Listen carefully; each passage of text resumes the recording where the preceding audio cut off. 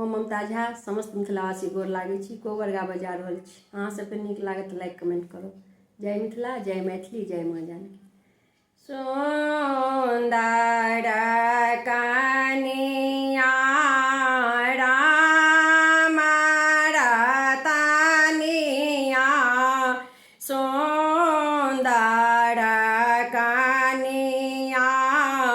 राम रतनिया, हीरा मोती लागल केबाड़, हे नव बर नव कनिया,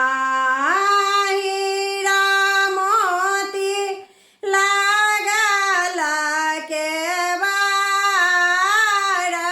हे नव बर नव कनिया, ताही को बड़ अपन सासु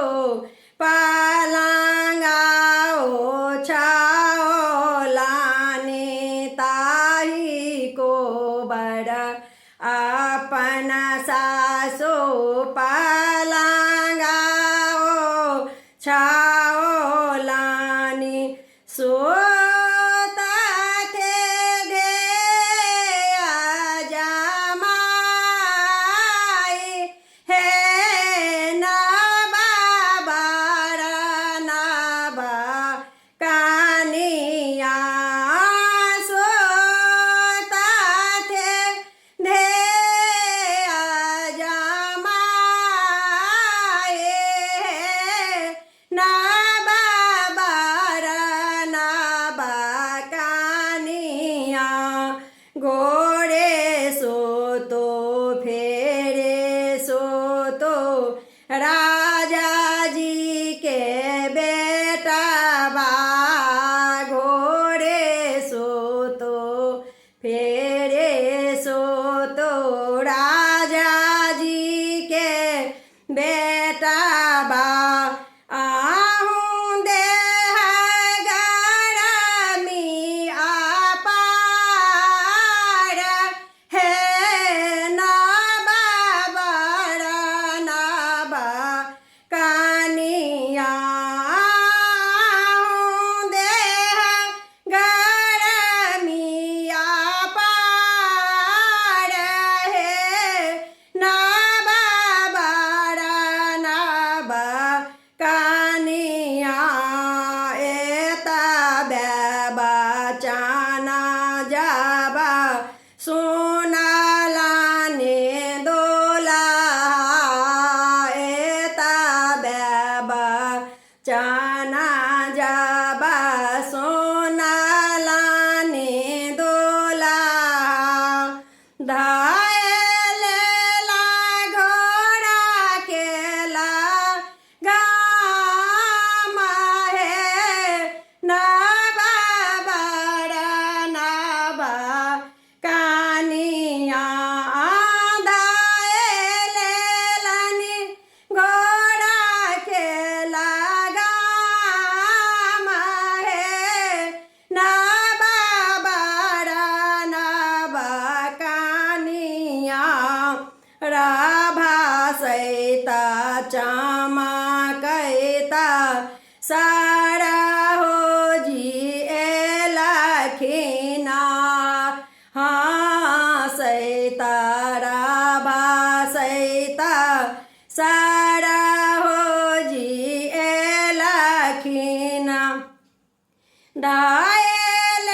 लनि घोड़ा के लगाम, हे नव बर नव कनिया, धायल लनि घोड़ा के लगाम, हे नव बर नव कनिया, हँसैत खेलैत जाओ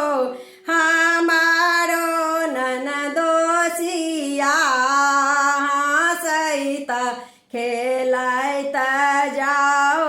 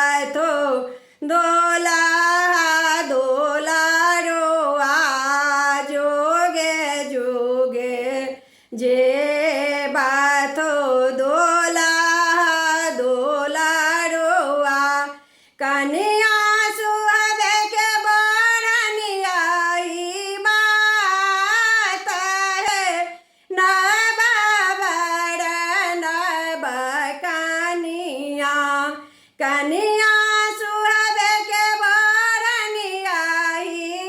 बात है ना बाबा ना बा कनिया। धन्यवाद।